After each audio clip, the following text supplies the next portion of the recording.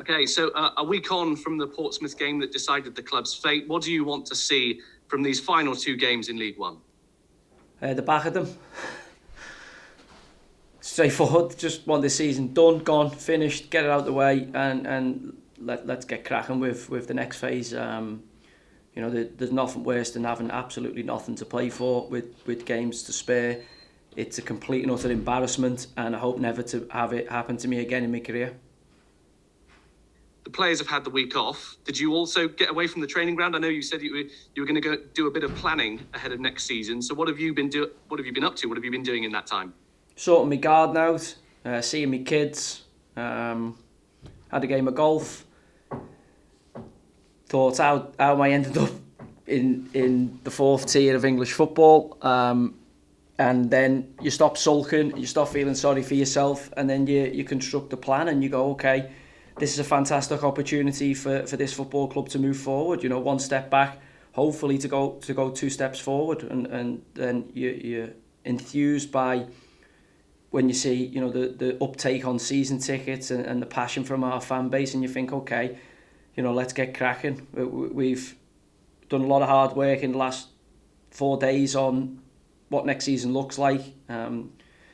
I'll speak with the owner tonight to present him with a plan. We've obviously had the back end of an internal look into our structures and processes, which landed in the late part of last week. So there's a lot happening behind the scenes, and as I say, I think the fan base's passion, quickly snaps you out of the kind of void of being relegated, the void of being down with games to spare and not putting up a fight that's worthy of the quarters and certainly the fans that come and watch us at our stadium. So you have to be resolute in your constitution to make sure that this does not happen again. And as I say, the wheels are in motion for change. If I could send everyone away and never to be seen till the first day of pre-season, I would do, because it's horrible. It's a horrible thing to go through, a relegation, and there's not really much you can say. Everybody's hurt and everybody's got their own world of pain, and you just want to put a line under it and get on with the next job. And the next job for me started when we lost at home to MK. We were all but relegated mathematically. The lads had a go at Portsmouth, but it's a tough watch at the minute because we can't score. It's tough for a coach to stand there when your team can't score a goal. I'm not the only coach in the division. I had a bite to eat with Paul Cook from Ipswich Town on Monday. Manager who's done lots of the divisions and somebody who's got a lot of experience, and with the likes of him, Ryan Lowe, John Coleman, Mickey Mellon, who've done multiple divisions. I'll be on the phone too, picking the brains. Michael Duff, a teammate of mine, a good friend of mine, has just got Cheltenham out of the division, so I spoke to him during the week. He was obviously a little bit worse for wear for the good reasons rather than the bad reasons. And Duffo's another one I'll be on the phone to, picking out the idiosyncrasies and the nuances of League Two. I see it as an enormous challenge. No manager, I've checked this, because as I say, I'm sulking. I'm like, okay, how can I turn this into a challenge, something that can, give me what. I'm watching the Champions League Tuesday, Wednesday. I'm like, oh God, I was aiming at that. Fleetwood, we were trying to get out the division, League One, and all of a sudden, snakes and ladders. You move a few rungs down the board, down the game, and as I say, things in life are sent to test you, to make you better, to make you more resolute. And as far as I know, and you might be able to correct me on this, no manager has won all 4 divisions in England. So I see it as an opportunity for me. I've done the champ. I'm confident I can do League One. Been close to it last couple of years. I think if I'd had the opportunity to complete both seasons, I think I would have been very, very close to it. And the 4th tier I never ever thought I'd get a look at, but I'm in it, and looking forward to getting out of it. And if I can get out of it then it gives me another promotion from a league I've not been promoted from.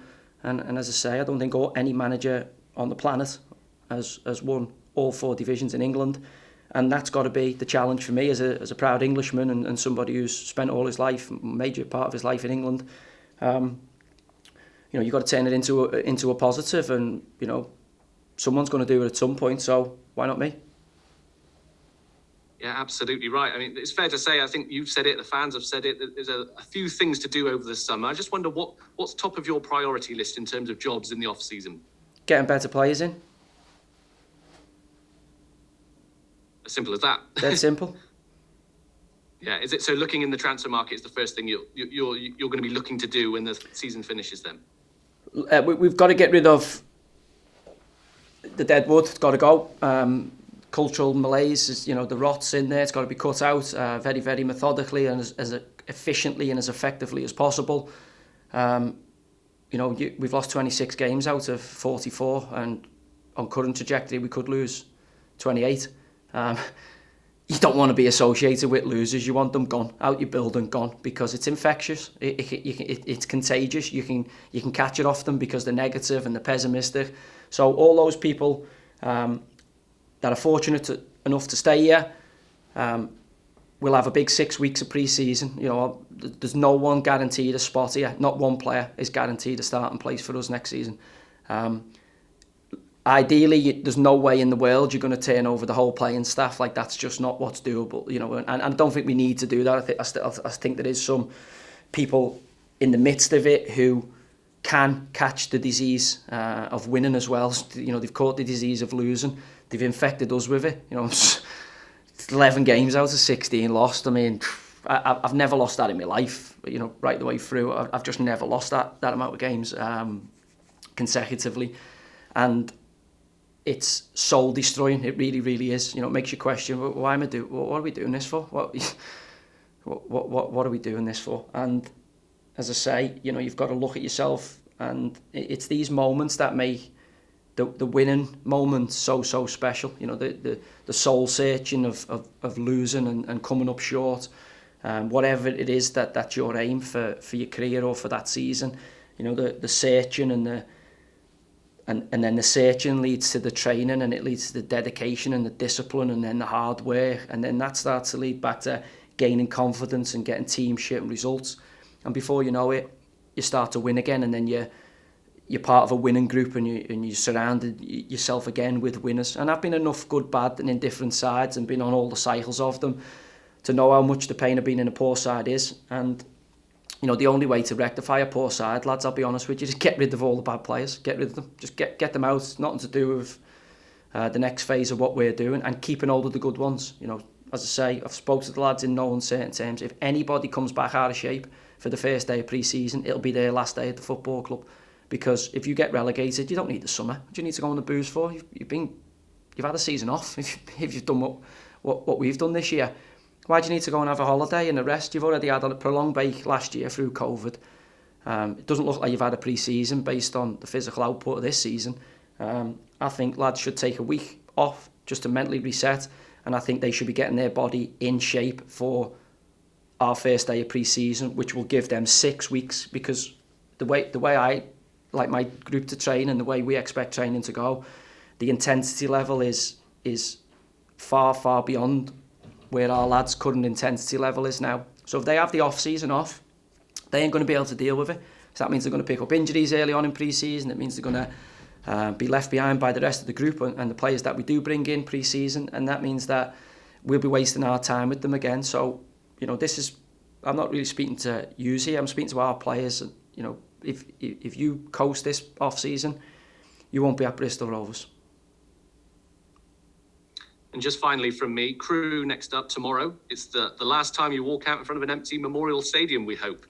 So what constitutes a good performance in this one? Well, we've got to win. Football's about winning. Performing, yeah, great if you play well, but if you play well and don't win, then it defeats the object of what you were trying to do in the first place. We've got to get back to winning games of football. I'll take a scrappy 1-0, worst game I've ever seen, victory, because that taste, that feeling of winning is what we do it for. And we've got away from that. And as I say, that's the most disappointing aspect, is that we've got away from that at the time we needed it most. You know, the Doncaster game, I thought, okay, here we go. Can we make a fist of this? And then to go into that MK game and have the performance was, for me, you know, soul destroying. I thought, oh God, I didn't think we had this type of group, and it's made me question some people who I thought maybe could go on the journey next year. So look, we're going to have a massive overhaul. You know, we have to. We're the worst team in the division as it stands. The only aim for us is to not finish bottom of the pile. Now, we've got to win a game to do that. If we don't win a game, then we're not going to get there, because we're 2 points behind Swindon at this moment, and that's the only aim. The next team above us in the table, that's it.